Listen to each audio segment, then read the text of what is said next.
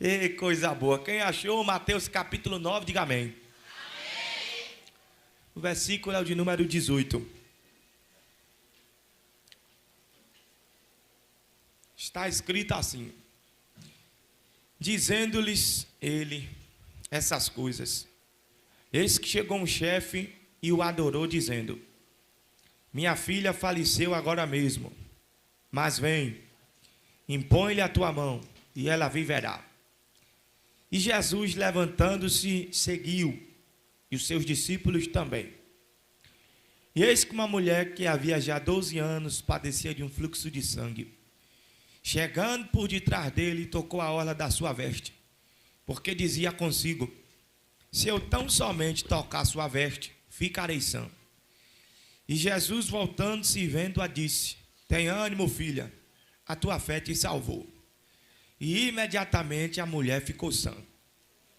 E Jesus, chegando à casa daquele chefe, e vendo os instrumentistas e o povo em alvoroço, disse-lhes: retirai-vos, que a menina não está morta, mas dorme. E riram-se dele. E logo que o povo foi posto fora, entrou Jesus e pegou-lhe na mão, e a menina levantou-se. E espalhou-se aquela notícia por todo aquele país. Amém.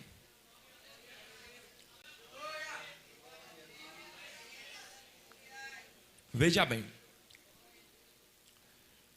toda a história que ela é presenciada por mais de uma pessoa, as pessoas que viram, no caso as testemunhas oculares da mesma situação, vão narrar a situação de formas diferentes. Todas as vezes que uma situação tiver mais de uma testemunha ocular, as pessoas vão contar de formas diferentes o que aconteceu. Isso quer dizer que alguém está mentindo? Não. Isso só quer dizer que cada qual vai fazer a sua narrativa com base no seu próprio ponto de vista. Por que é que eu estou falando disso aqui? Porque essa história que Mateus registra no capítulo 9, versículo 18 ao 26, o irmão Marcos também contou no capítulo 5, e o irmão Lucas também contou no capítulo 8. E a gente vai perceber algumas diferenças nas narrativas da mesma situação. Quem está mentindo? Ninguém. Cada um vai contar a história de acordo com o seu ponto de vista. Mateus não dá nome para o chefe, mas a gente sabe que o chefe aqui, até com base no relato de Marcos e de Lucas, trata-se de irmão Jairo. Quem era Jairo? Jairo era chefe de uma sinagoga. O que era um chefe de uma sinagoga? Alguém vai pensar na figura equivalente à de um pastor que preside uma congregação, ou que preside um campo. Só que chefes de sinagoga eram um pouquinho mais do que isso. Porque quando os tribunais da época ficavam sobrecarregados de questões, de processos, o chefe da sinagoga ele era convocado para poder se assentar numa cadeira do judiciário e bater martelo acerca de questões da lei, acerca dos processos lá. Então quem é o chefe da sinagoga? O chefe da sinagoga é alguém que ocupa um lugar junto ao poder judiciário. E o poder judiciário é um dos poderes mais importantes, talvez o poder mais importante dentro de uma sociedade. Então, para você entender bem, Jairo é alguém do STF. Ele é lá do Supremo Tribunal Federal de sua comunidade, de seu país, vamos assim dizer. Então, você sabe que o salário de alguém que ocupa essa cadeira, ocupa essa posição, não é um salário de se reclamar, né? É um salário que dá para viver sobrando, folgado, tranquilo, sem aperto. Sem dúvidas, a questão aí da qualidade de vida da família de Jairo é a melhor possível. porque ele ganha um salário que dá para dar uma vida boa para a sua família.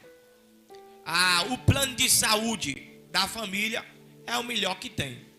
Toda a tecnologia da medicina da época está lá à disposição de Jairo e de sua família, porque ele é quem é, ocupa a posição que ocupa, se assenta na cadeira em que se assenta. Então Jairo é alguém que está num lugar de destaque, de proeminência, de muita relevância e de grande importância. Considerando a envergadura da cadeira onde ele se assenta, a envergadura do peso do nome dele, Jairo precisa de assessoria. Toda pessoa que está num patamar muito elevado, num cargo muito importante, não tem nenhuma condição de trabalhar sozinha. Então ela precisa ter a assessoria dela. Jairo, não tenha dúvida, é um cabra muitíssimo bem assessorado. Jairo, quando chega, está tudo pronto, está tudo meio caminho andado, está tudo adiantado. Jairo não é o tipo de pessoa que vira para alguém e diz assim: ô fulano, vá ali para mim, faça isso daqui para mim. E fulano não vai responder assim: pera aí, Jairo, neste instante eu vou, daqui a pouco eu faço. De jeito nenhum. Jairo é tão bem assessorado, tão bem assessorado, tão bem assessorado, que ele é atendido instantaneamente, no momento em que solicita qualquer tipo de atendimento. Ele diz vá, e imediatamente quem foi mandado vai. Ele diz venha, e imediatamente quem foi convocado comparece. Qual é o problema da boa assessoria? De ser bem assessorado. O problema é que isso produz na pessoa um mau costume. Ele fica mal acostumado. Por quê? Porque ele desaprende a esperar. Então quem é Jairo? Jairo é alguém privilegiado, que não espera. Ele não sabe mais o que é esperar. Jairo desaprende a esperar, porque ele é quem é, tem um nome que tem, se assenta na cadeira que se assenta, e é bem assessorado, como eu estou lhe dizendo aqui. Dentro da casa de Jairo vai acontecer um negócio. A filha dele vai ficar doente.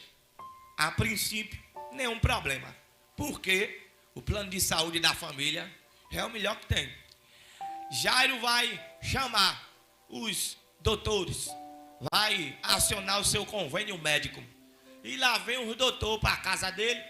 Talvez a menina também dê um pulo no hospital, e os médicos não deram jeito, a medicação não deu jeito, todas as técnicas medicinais da época não deram jeito não, e a menina foi piorando, piorando, piorando, piorando.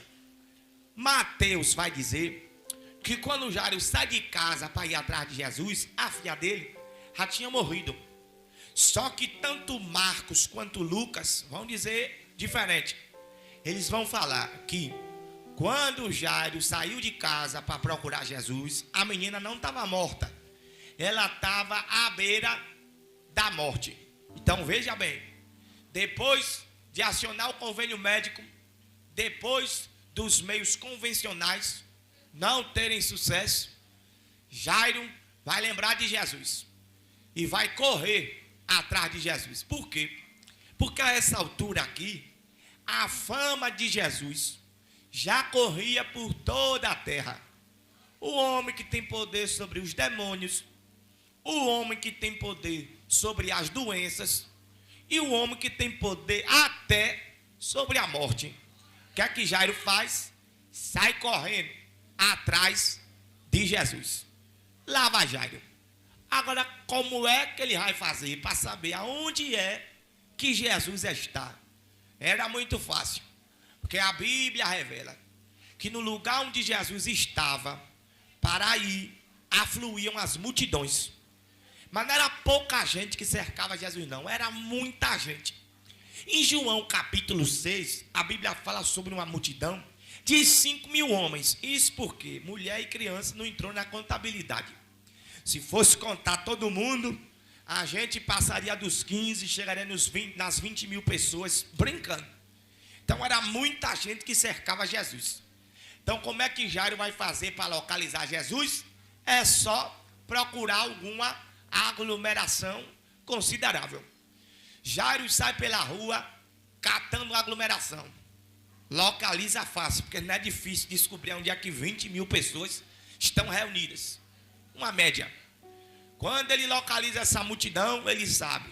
É Jesus que está ali no meio. Ele rompe a multidão. Vai passando. Chega no centro da multidão. Olha Jesus lá. Aí ele vai lá e se inclina.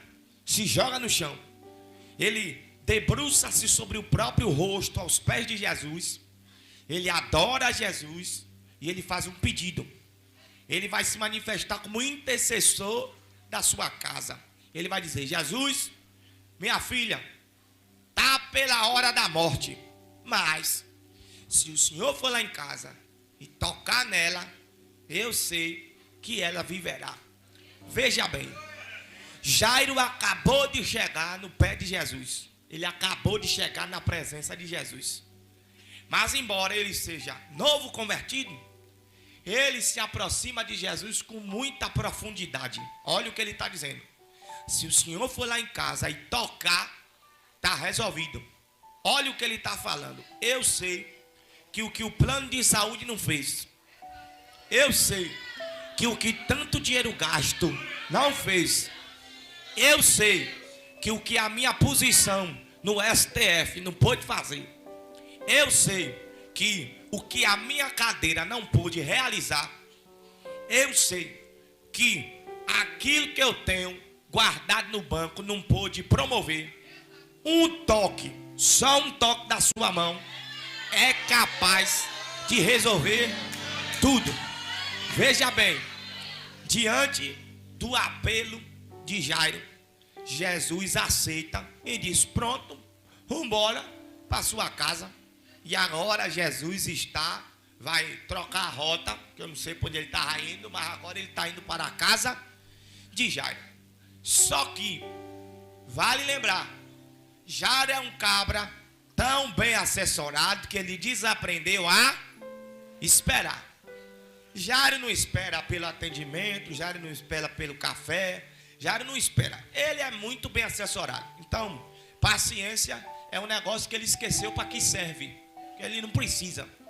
Então, se ele não tem paciência, ou se ele desaprendeu a esperar por coisas simples, ele não está com paciência para aguardar o socorro da filha dele que está pela hora da morte. Só que Jesus está no meio de uma multidão. E assim, ó, eu não sei se você já teve a oportunidade de estar no meio de uma multidão. No meio de uma multidão, você não anda na velocidade que você quer. Você anda do jeito que a multidão deixa você andar. E outra coisa, na base da educação só, você não consegue se deslocar no meio da multidão. Tem que empurrar um, tem que empurrar outro, tem que jogar um ombro para lá, dar umas cotoveladas em alguns, para poder se locomover. É uma perturbação transitar no meio de uma multidão. Então assim, para piorar a situação aqui, a celebridade da multidão é Jesus. Todo mundo que está ali por causa dele. Então as pessoas querem se aproximar dele, as pessoas querem colocar demandas diante dele, as pessoas trazem familiares doentes, familiares endemoniados. Tem gente que quer ter um dedo de prosa com Jesus, tem gente de todo tipo no meio daquela multidão. Até quem esteja procurando ocasião para apedrejar Jesus. Um alvoroço, um verdadeiro alvoroço. De qualquer modo, tudo gira em torno de Jesus. Então, Jairo ali naquela multidão não é a única pessoa que quer que Jesus resolva um problema. Jairo no meio daquela multidão não é a única pessoa buscando a atenção de Jesus. Jairo no meio daquela multidão não é a única pessoa com um impossível, com uma demanda, com um problema, não é. Então, tem um bocado de gente querendo a atenção de Jesus. Só que, quando Jesus coloca diante de Jairo uma resposta positiva, tá bom, eu vou em sua casa. Pronto. Não fique pensando que Jairo cruzou os braços e esperou Jesus chegar na casa dele. É um pai que está com medo da filha dele morrer. Então o que é que Jairo faz quando Jesus diz, eu vou lá? Jairo vai se colocar na frente de Jesus. Todo mundo que se aproxima para falar com Jesus, Jairo diz, agora não. Ele está indo lá em casa. Alguém se aproxima, Jesus, meu filho está doente. Jairo diz, pois, a minha também. E está pela hora da morte. Eu cheguei primeiro, você segura a tua onda, que é urgência. Jesus está indo lá em casa. Jairo é quem é. Todo mundo naquela multidão, sem dúvida, sabe quem é Jairo. Os discípulos que estão com Jesus também sabem quem é Jairo. Pensa comigo. É um pai que está sentindo a angústia da morte. Jairo está desesperado diante da possibilidade do pacote partir para a glória, da sua filha falecer, bater as botas, ir para o além, para a terra do pé junto. Ele está desesperado só de pensar nessa situação. Então pensa aqui, os discípulos comovendo-se com a situação de Jairo e tentando auxiliar, abrir caminho no meio da multidão para viabilizar uma marcha um pouco mais rápida da parte de Jesus, visto que trata-se de um caso de vida ou morte. Então veja bem, alguém se aproxima, Jairo diz, sai daqui, meu filho está doente. Jairo diz, a minha também, eu cheguei primeiro. Eu quero falar com Jesus. Jairo diz, agora não, eu cheguei primeiro. Pela vontade de Jairo, Jesus criava a asa, saía voando por cima da multidão e já pousava na casa dele. Pela vontade de Jairo, Jesus fazia ali um milagre extraordinário e operava um teletransporte. Desaparecia do meio da multidão e já aparecia lá na casa dele. Mas não, Jesus vai caminhando como dá. A multidão está apertando Jesus, aquele alvoroço.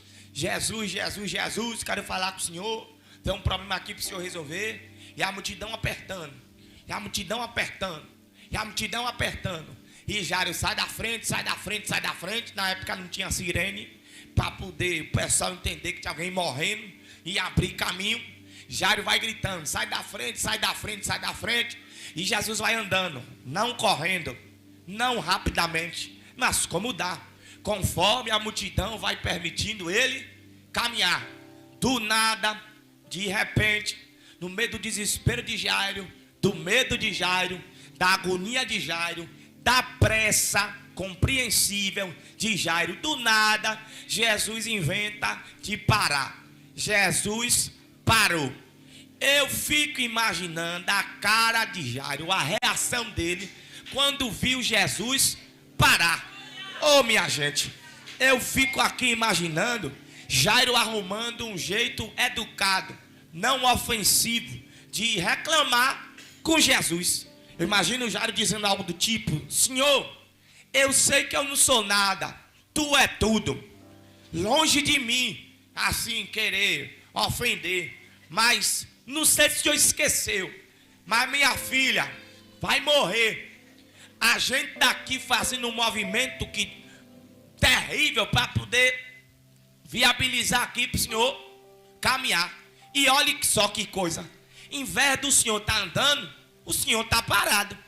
E se tiver como o Senhor voltar a caminhar, eu vou lhe agradecer, porque o Senhor é caso de vida ou morte, com todo respeito, com todo carinho, mas pelo amor do Senhor mesmo, meu Deus, se tiver como o Senhor adiantar, vambora.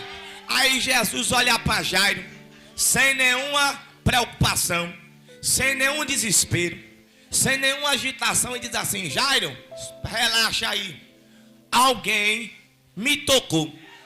Aí, nessa hora, quem vai se manifestar vão ser os discípulos, porque eles estão vendo o desespero de irmão Jairo. Jesus está no meio de uma multidão, um empurra para o lado dele, que não tem precedente. Aí ele vai lá e joga uma dessa, alguém me tocou. Aí algum dos discípulos, que a Bíblia não diz quem foi, mas eu acredito que possa ter sido Pedro, que era o que mais falava. Algum dos discípulos vira para ele e diz, Jesus, faça um favor aí pro cara, porque assim, ó, a multidão está te apertando e está te comprimindo. e tu vai jogar essa para cima do cara, dizer que alguém lhe tocou. Jesus diz: tocou.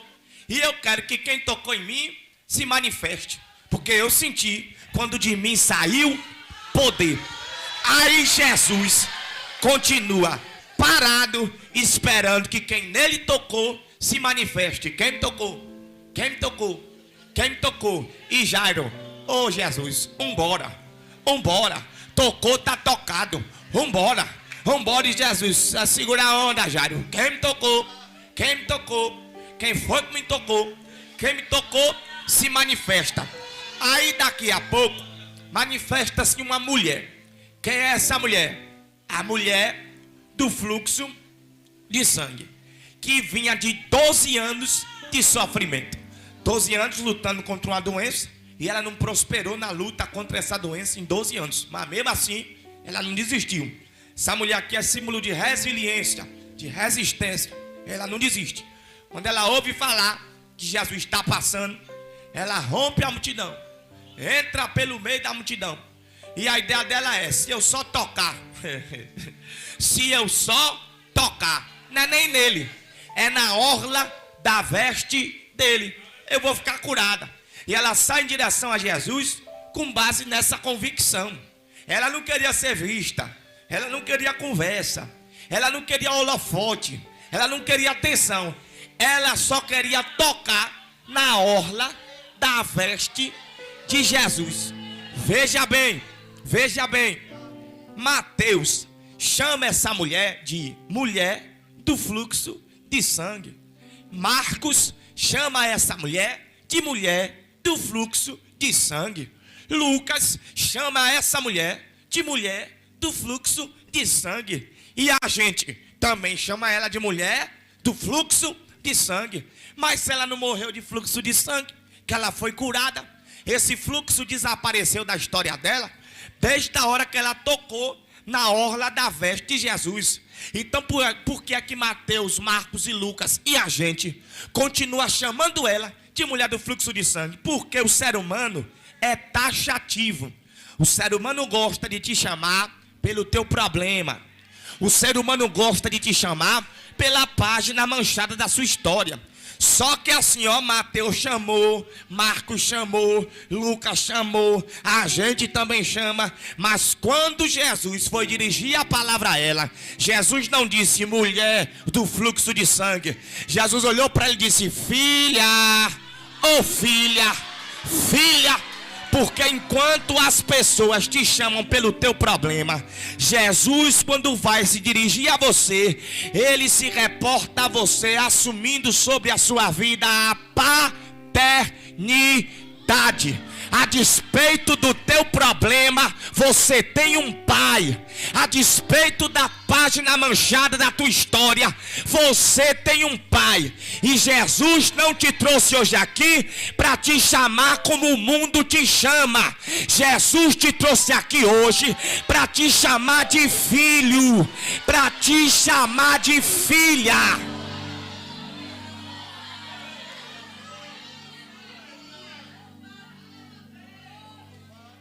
E Jesus começa a conversar com essa mulher, porque Marcos vai dizer que essa mulher contou a Jesus toda a verdade. Vou pedir às irmãs da casa de Deus que não se irem contra a minha vida. Você, mulher que está assistindo em casa, também não se ire contra a minha vida. Mas isso aqui é um fato. Quando uma mulher decide contar uma história toda, demora um pouco, porque ela gosta dos detalhes, vão se empolgando, falando, e tá lá, a mulher do fluxo de sangue decide contar a Jesus toda, o texto diz toda a verdade. Aí agora Jesus estava indo para a casa de Jairo socorrer ele no meio da agonia dele, tá batendo papo com a mulher, e ela vai falando, e Jairo cutucando Jesus: bora, bora. E Jairo cutucando: bora. Jesus, ô Jesus, vambora. Deixa a mulher falar, Jairo. Deixa a mulher falar. Fala, minha filha, pode falar. E a mulher vai falando. A mulher vai falando. E Jairo vai se retando. Jairo vai se retando, vai inchando. Aí, meu irmão, porque ninguém gosta de ser passado para trás. Na cabeça de Jairo, quem chegou primeiro foi ele. E a gente está acostumado com esse sistema, né? Quem chega primeiro tem a prioridade. Você chega numa fila primeiro, você vai ser atendido primeiro. Você chega no banco primeiro, você vai ser atendido primeiro. Você faz sua feira no mercado e chega em algum caixa primeiro, você vai ser atendido primeiro. E ai de quem furar a fila, ai de quem for passar na sua frente, visto que você chegou primeiro. Então Jairo está indignado porque ele chegou primeiro e alguém que chegou depois está sendo atendido antes dele. Jairo está indignado, pode ter certeza. Ele está pensando: furaram a fila aqui, ó, furaram a fila. Eu cheguei primeiro, a prioridade era minha, a vez era minha, o momento era meu, a atenção era para mim. Eu cheguei primeiro. Quem é essa daí? Meu irmão, vou lhe falar um negócio. Jairo está prestes a entender que do sistema que ele conhece, nada se aplica ao sistema de Jesus. As coisas no mundo em que nós conhecemos funcionam sob um sistema. Diante de Jesus as coisas funcionam com base em outro mecanismo, em outro sistema. Jairo pensa: se eu cheguei primeiro, eu tenho que ser atendido primeiro. Não é assim não, Jairo. No sistema que você conhece, se você quiser viver, é só você não morrer. Agora, no sistema de Jesus, se você quiser viver, primeiro você vai ter que morrer. No sistema que a gente conhece, quem quiser ganhar, é só não perder. No sistema de Jesus, quem quiser ganhar, primeiro vai ter que perder. No sistema que a gente conhece, quem quiser ser o maior, é só ganhar muito dinheiro, morar na área nobre da cidade, algum residencial de luxo, é só dirigir o carro do ano, é só conquistar muito seguidor na rede social, é só ter um algoritmo invejável, é só ter dinheiro para entrar no melhor restaurante, sentar e ser servido. Agora, no reino de Deus, diante de Jesus, quem quiser ser o maior vai ter que se fazer o menor, servindo todo mundo. Veja bem, até a fila de Deus funciona sob uma perspectiva diferente da fila dos homens, porque o sistema de fila humano funciona em ordem crescente. É de quem chegou primeiro para quem chegou por último. A fila do homem vai andando, a fila de Deus não anda, a fila de Deus não andou, e a fila de Deus nunca vai andar, porque o próprio Jesus disse: muitos últimos virão a ser os primeiros. Então, se numa fila o último se torna o primeiro, é porque essa fila não andou, ela virou.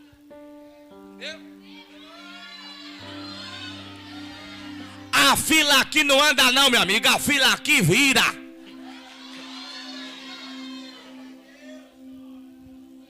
Agora, por que isso? Vale-me, meu pai.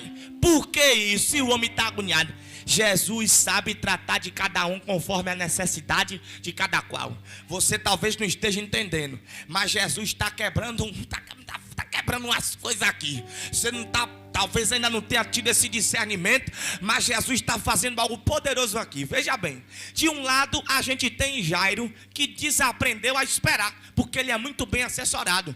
Do outro lado a gente tem uma mulher que está esperando há 12 anos. Então veja bem, quando Jesus deixa Jairo, que chegou primeiro, para ser atendido depois, e pega a mulher que chegou depois para atender primeiro, o que Jesus está fazendo é honrando o tempo da espera de quem soube esperar. Escuta, escuta, escuta.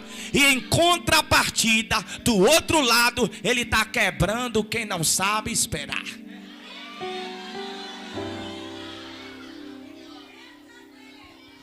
Ninguém vai botar Jesus para correr. Ninguém vai agarrar Jesus pelo colarinho e botar na parede. Ninguém vai fazer chantagem para cima dele. Ninguém vai fazer pressão para cima dele. Ninguém vai arrastar ele pelo braço. Ninguém vai dizer: a hora é agora, o tempo é esse.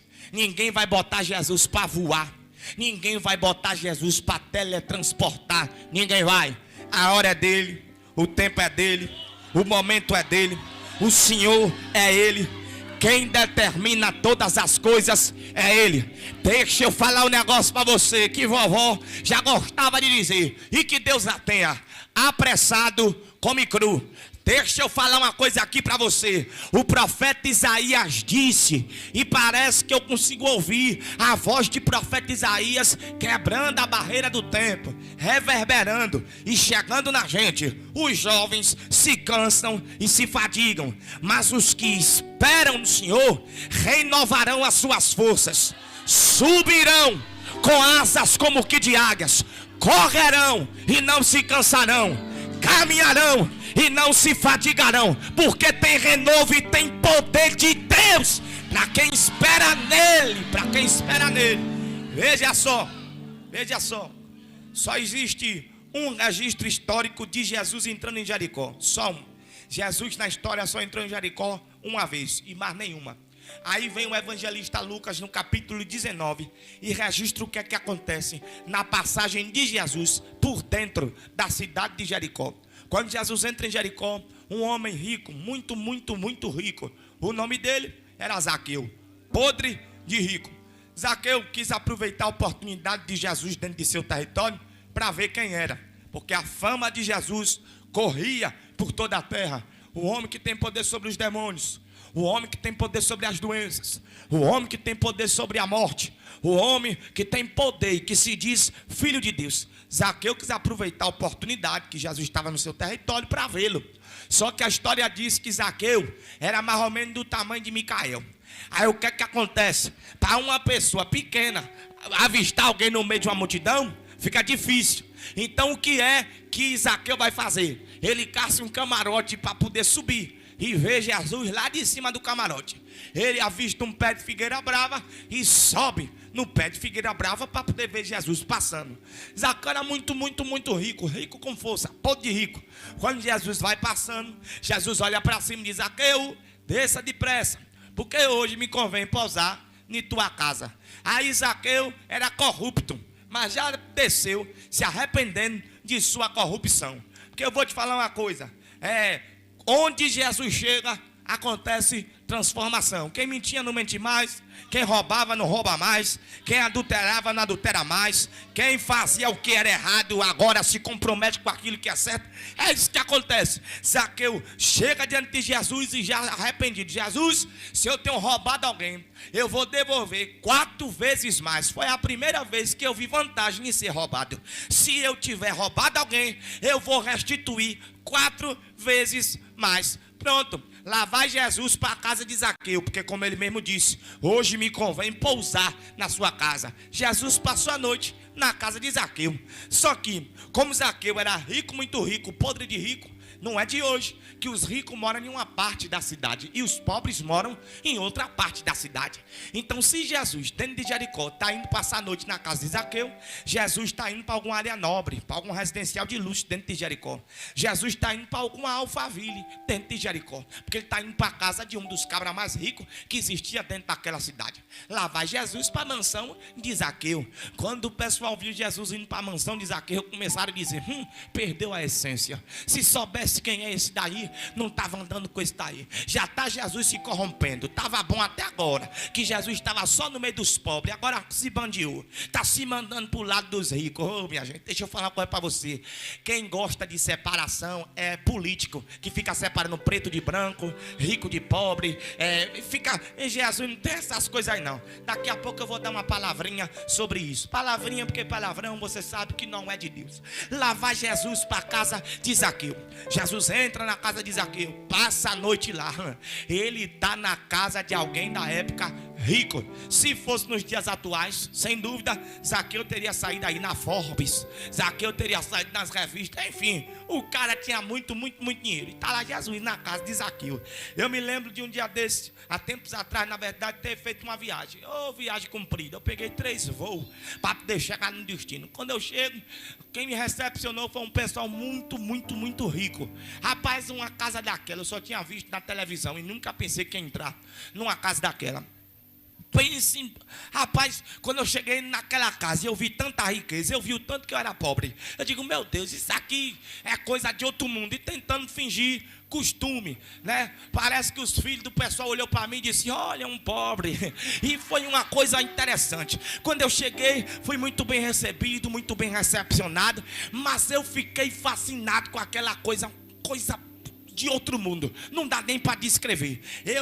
Enfim, não dá para descrever. E tinha uma mesa gigante com um lustre imenso em cima e a mesa estava posta. Eu nunca vi tanto prato, eu nunca vi tanto talher, eu nunca vi tanta coisa. Aí a dona da casa disse o seguinte, irmão Breno, seja muito bem-vindo à nossa humilde casa. Digo, o quê?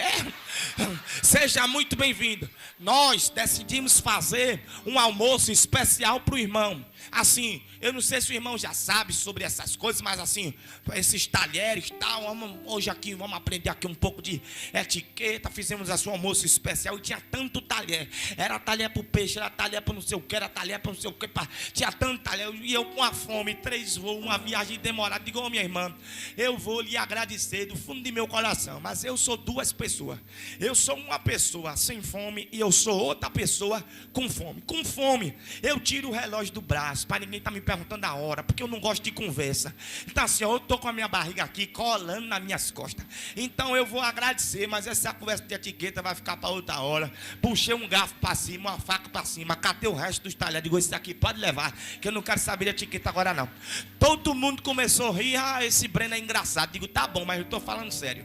Aí tá o quê? E seguiram colocando na mesa. Ela veio com um espremedor de limão, espremeu o limão dentro de uma cumbuca muito bonita. Depois veio com a jarra de água e jogou a jarra de água jogou a água dentro daquela cumbuca. Quando deu as costas, eu peguei a cumbuca de água com limão, botei dentro do copo e bebi. Sobrou mais um pouquinho, eu acabei de matar.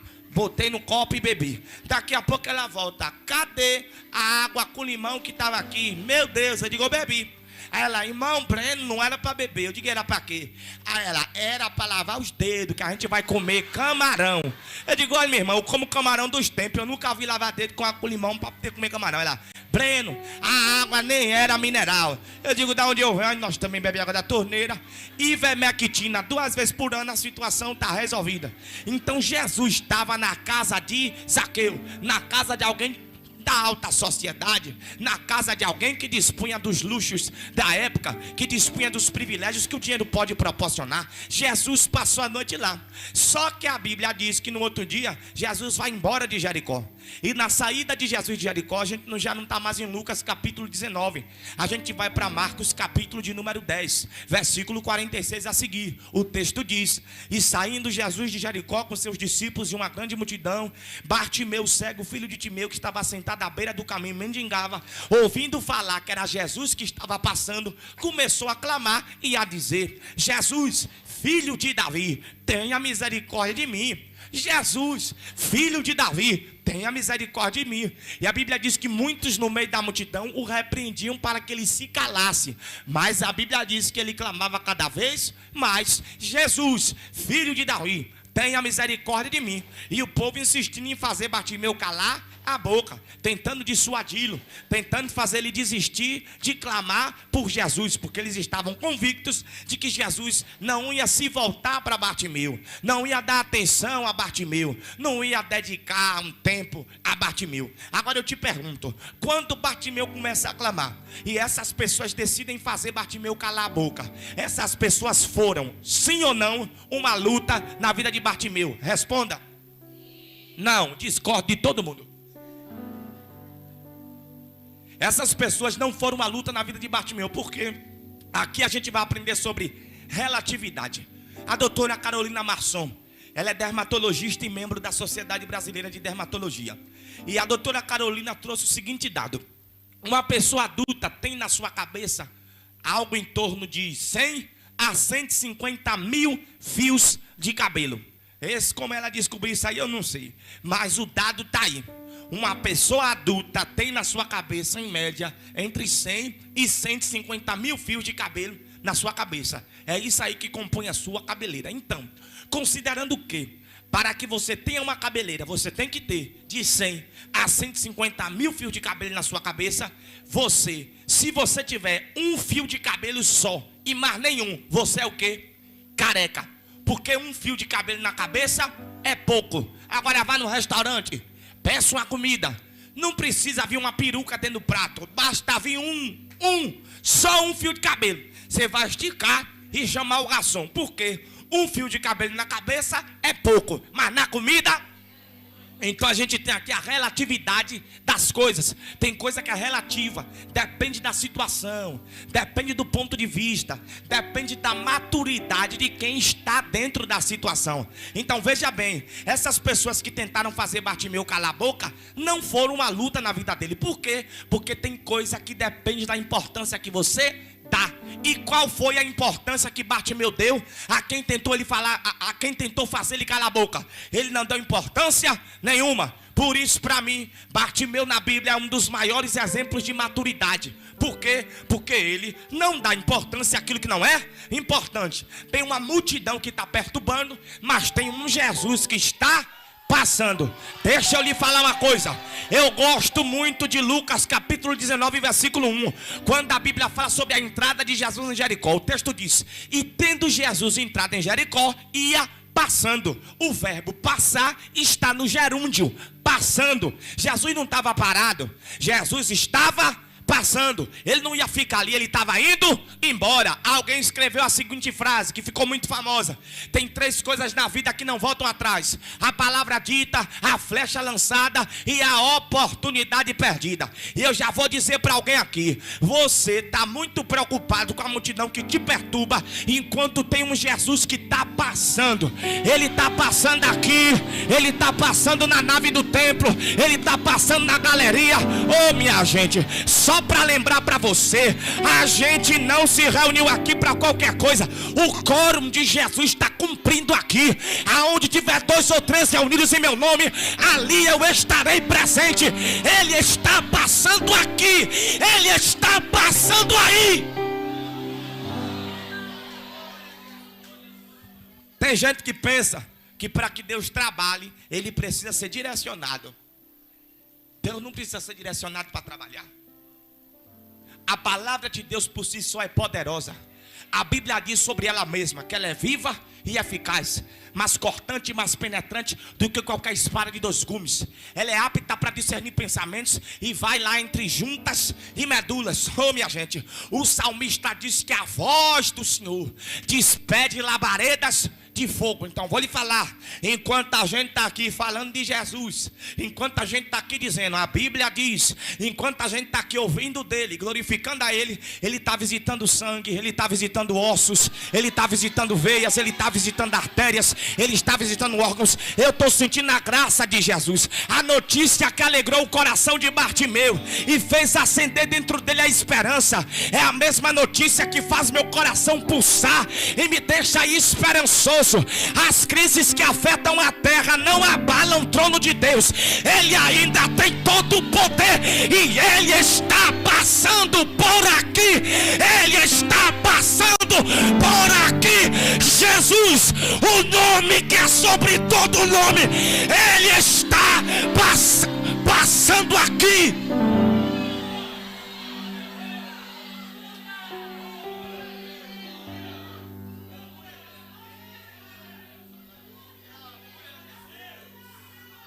Qual importância Bartimeu dá para quem tenta fazer ele calar a boca? Nenhuma. Ele segue clamando cada vez mais.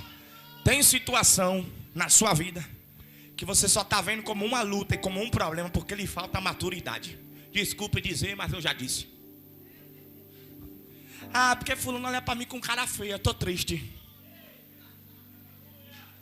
Cara feia para mim é feiura, com fome eu não fico feio. Ah, porque fulano está postando em indireta para mim. Oh, para que tu abre o status?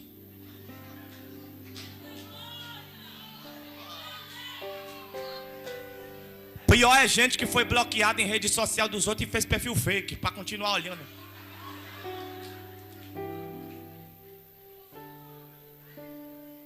Amadureça. É só parar de seguir. É só parar de acompanhar. É só parar de abrir. É só parar de ver. Tem hora que você tem que se fazer de cego, de surdo e de doido. Finge que não está vendo, finge que não está acontecendo. E clamava cada vez mais: Jesus, filho de Davi, tenha misericórdia de mim. Jesus, filho de Davi, tenha misericórdia de mim. Escuta, agora eu tenho aqui uma tese, viu, pastor? Por que é que o povo tentou fazer Bartimeu calar a boca? Porque na noite passada Jesus estava onde? Na mansão de Zaqueu. No outro dia Jesus está saindo e quem está clamando por ele? Um mendigo. O pessoal pensou, até parece, que Jesus vai sair de Alphaville, dentro de Jericó, da casa de Zaqueu, multimilionário, e vai parar em beira de estrada para estar dando moral a mendigo. Porque o pessoal ali já tinha batizado Jesus de padroeiro dos ricos. Só que Jesus não é padroeiro de rico e nem padroeiro de pobre. Jesus não é santo de preto e nem é santo de branco. Jesus, não tem isso não. Quem tem interesse nessa segregação da sociedade é a política. Gente que finge que se importa com minoria para fazer das minorias massa de manobra e roubar, assaltar cofre público e trazer. E outra coisa, minha gente, quando a gente toca nesse tipo de assunto, já tem crente que quer engrossar o pescoço porque já quer se manifestar como ativista político. Deixa eu falar uma coisa: a igreja é militante e aqui o que conta é valor e princípio que está dentro da palavra. Deixa eu lhe falar uma coisa: a quem me escuta, a quem interessa a segregação da sociedade é a ratos de tesouraria que querem ocupar os poderes da nação. Porque Jesus não tem problema com preto, Jesus não tem problema com branco, Jesus não tem problema com rico e Jesus não tem problema com pobre. Escuta, estão tentando censurar Bartimeu para que ele não clame, porque ele é mendigo e Jesus estava na casa de um bilionário. Só que Jesus não tem problema nenhum em entrar no residencial de luxo e ir em Alphaville e ir na área nobre da cidade. Jesus não tem problema. Ele vai na área dos ricos, ele vai na área mais cara da cidade, mas ele também não tem problema nenhum em subir o morro, entrar no barracão, ir lá na favela, entrar no presídio. Ele está na porta, está batendo. Quem ouvir a sua voz e abrir a porta, seja você quem for, tenha você o que tiver ou deixe de ter, se você quiser que Jesus seja o teu Senhor, Ele será o teu Senhor. Ele será.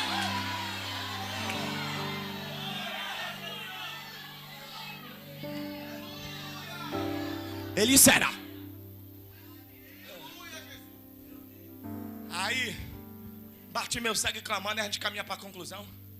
Bartimeu segue clamando e Jesus ouve e diz: chama ele. A mensagem de Jesus que chega em Bartimeu é: levanta-te, porque o mestre te chama. Veja, Breno, o que é que isso tem a ver com o que você estava pregando agora? Tudo a ver. Jesus, dentro de Jericó, disse para o rico: desça. Lá fora ele disse para o pobre: levante. Porque ele sabe tratar de cada um conforme a necessidade de cada qual. Pronto. Ele está quebrando Jairo. Aí depois que a mulher acaba de contar a história, Jesus diz: bora, Jairo, para tua casa. Mais ou menos nessa hora, Marcos vai dizer que veio alguém correndo da casa de Jairo e disse: Jairo, não incomode mais o mestre, sua filha morreu. Se Jairo ainda não tinha xingado aquela mulher, ele xingou nessa hora. Porque na cabeça dele, de quem é a culpa? Se naquela história toda dava tempo. Parece que a mulher tirou a bênção de Jesus da mão de Jairo.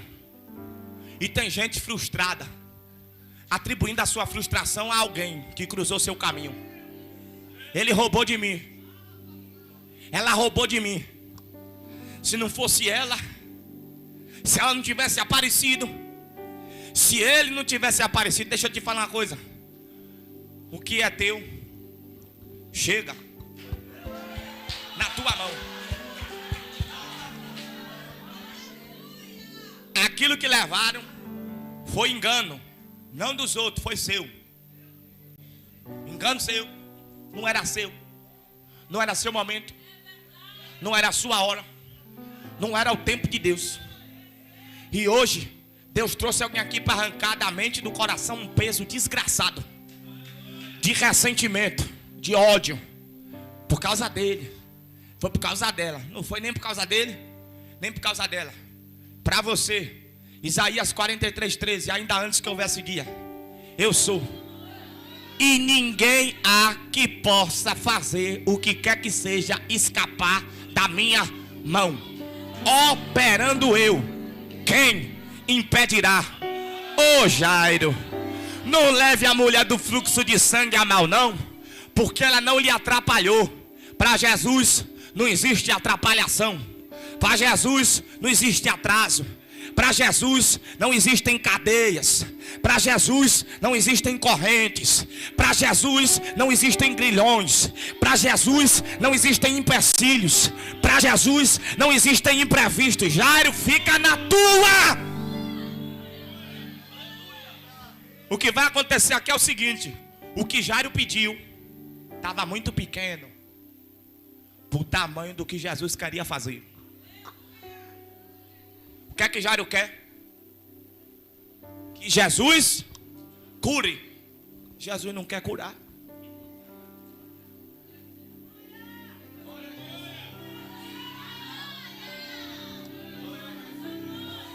Carta aos Efésios, lá está escrito: Ele é poderoso para fazer infinitamente mais, além de tudo aquilo que nós pedimos ou que nós pensamos. E se eu te disser que a sua oração está pequena demais para o tamanho daquilo que Jesus decidiu fazer?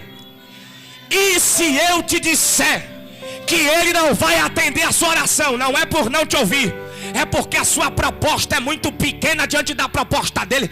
Eu me lembro do profeta Isaías dizendo: os caminhos dele não são os nossos, e os pensamentos dele são muito mais elevados.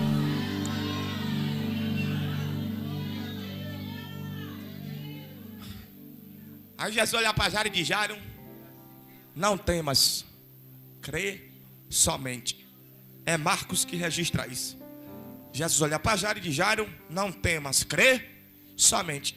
Não temas, crê somente significa: Jairo, creia sozinho. Crê somente creia sozinho. Sozinho mesmo.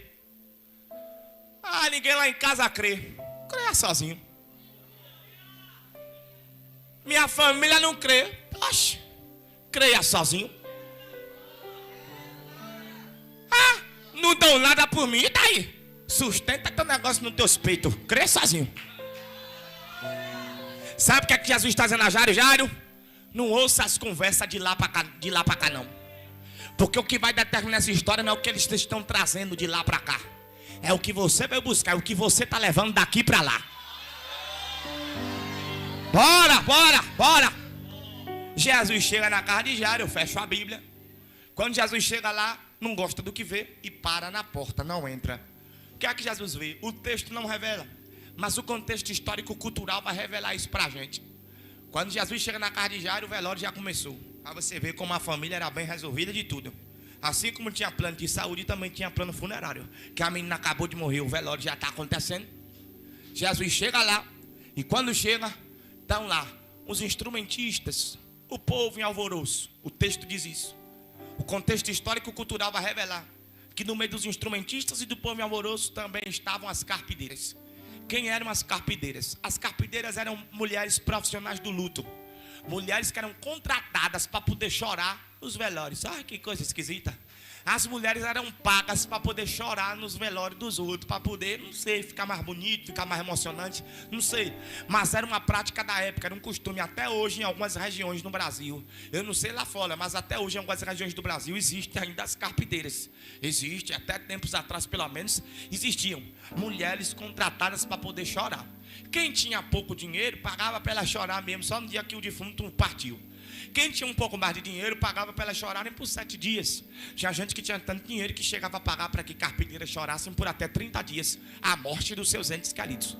Só que essas carpideiras não choravam porque amavam quem morreu, porque tinham consideração pela família enlutada.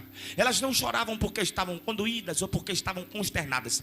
Elas choravam porque, diz aqui, olha, com base naquilo que iam receber. Quem não tivesse dinheiro para pagar, chorasse a morte de seus parentes sozinho, porque elas só choravam se pagasse. Então era um choro comprado, logo era um choro fingido, e tudo aquilo que é fingido é falso. Então quando Jesus chega na casa de Jairo, Jesus olha lá para dentro e vê falsidade. Quem aqui gosta de falsidade? Ninguém, não é verdade? Só que o esquisito aqui não é as carpideiras lá. O esquisito aqui é que alguém vai pagar a conta. Quem é que vai pagar a conta? Quem é que vai dar o salário delas? Quem é que vai pagar o dinheiro delas? É Jairo. Então assim, ó, tem falsidade dentro da casa de Jairo? Tem. Mas quem está financiando é ele mesmo. Quem está financiando a falsidade dentro da casa dele é ele. Está acontecendo um teatro lá? Tá. Mas ele está pagando para poder assistir esse teatro. Sabe o que está acontecendo aqui? Quem botou essas mulheres para dentro foi quem? Foi Jairo. Quem botou para dentro foi Jairo. Mas eu vou lhe contar. Adivinha quem foi que botou para fora?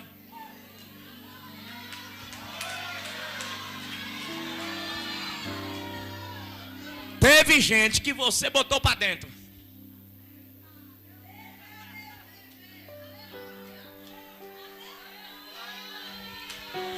Tem gente que você está disposto a financiar a permanência. Eu pago para ficar. Jesus diz, após.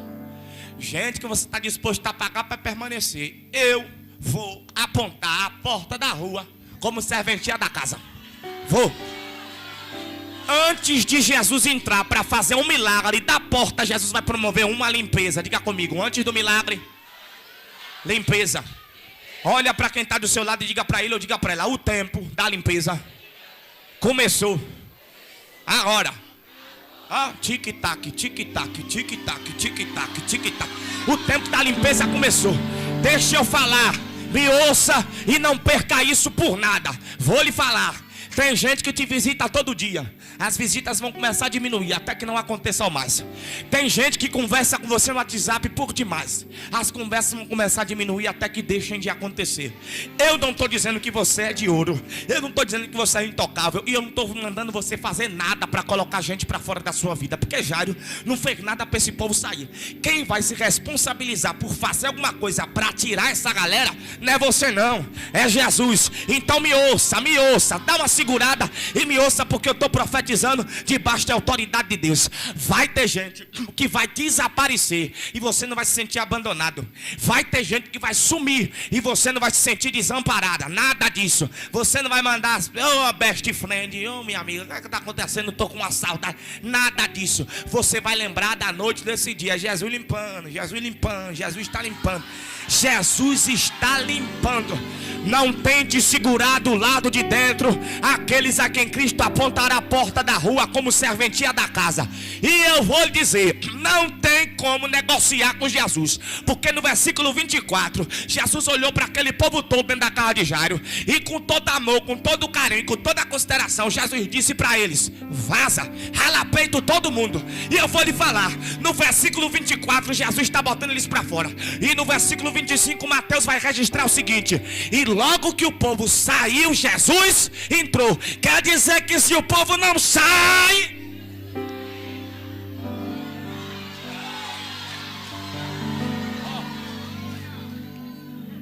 saíram as carpideiras, saíram os instrumentistas, e eles também levaram com eles os seus instrumentos. Então aqui tem gente e tem coisa que está saindo. Tem gente deixando sair, tem, mas também tem umas coisas. A fornicação vai sair. A prostituição vai sair. A mentira vai sair. Toda a legalidade para o diabo vai sair. O ódio vai sair. O ressentimento, a mágoa, o peso, a opressão vai sair. O tempo da limpeza começou. Jesus está limpando, limpando, limpando, limpando. Jesus está limpando, limpando, limpando, limpando, limpando. Pronto. Jesus entra. E Marcos que diz, o povo sai e entra com Jesus. Pedro, Tiago e João. Quem entrou com Jesus? Não, fale com a boca mais firme. Quem entrou com Jesus? Quer dizer que Jesus tirou os falsos e providenciou gente de qualidade. Agora o que eu acho engraçado é que Judas nessa época já andava com Jesus. Mas só entrou Pedro, Tiago e... Por que Jesus não levou Judas? Vai que some alguma coisa na casa do juiz. Escuta, Jesus pega na mão da menina e diz: menina, a ti te digo, levante. A menina começou a falar, ressuscitou. O velório virou festa. E a você, a quem o espírito da morte tem lhe visitado, tira a tua vida, tira a tua vida, tira a tua vida, tira a tua vida, tira a tua vida. O sangue de Jesus tem poder. O Cristo que chegou na casa de Jairo, hoje chega na tua casa, hoje chega na tua mente, hoje chega na tua vida. O diabo queria um velório, mas Jesus vai promover uma festa, uma festa, uma festa.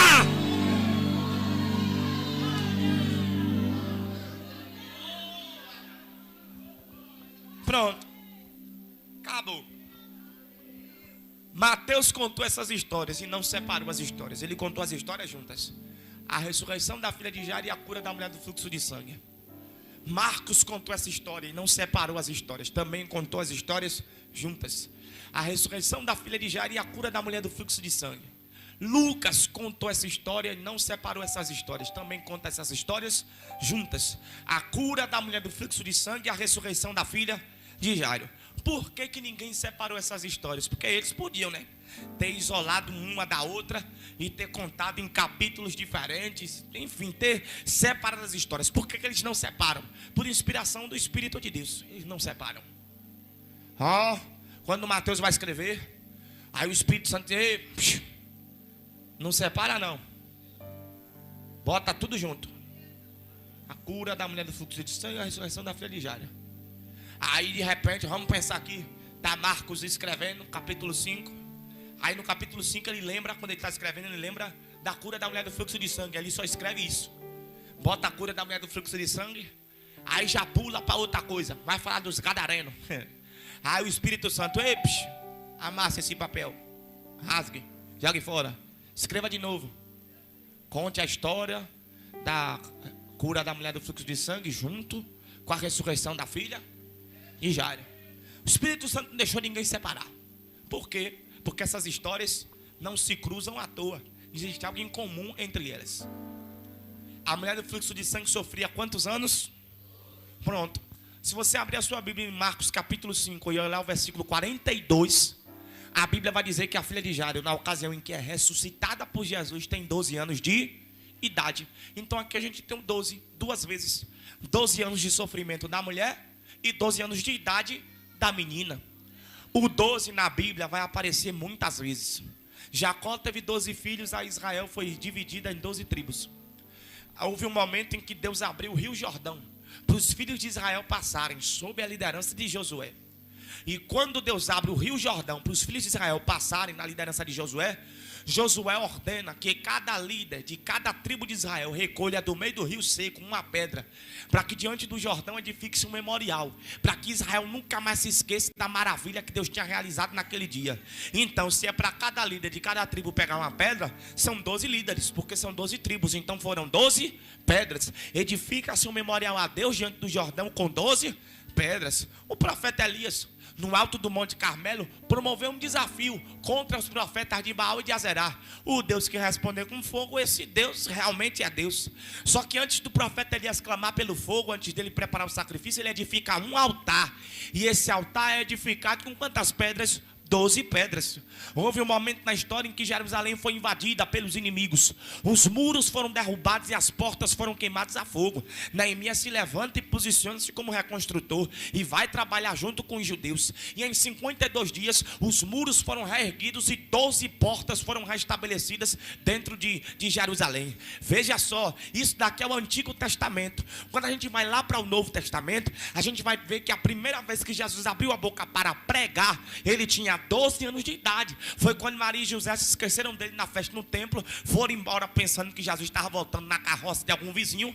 No meio do caminho perceberam que o menino Jesus não tinha voltado, voltaram para a festa para poder procurar o menino. Quando chegam lá, Jesus com 12 anos de idade está no meio dos doutores da lei pregando, e está todo mundo de queixo caído dentro da sabedoria do menino.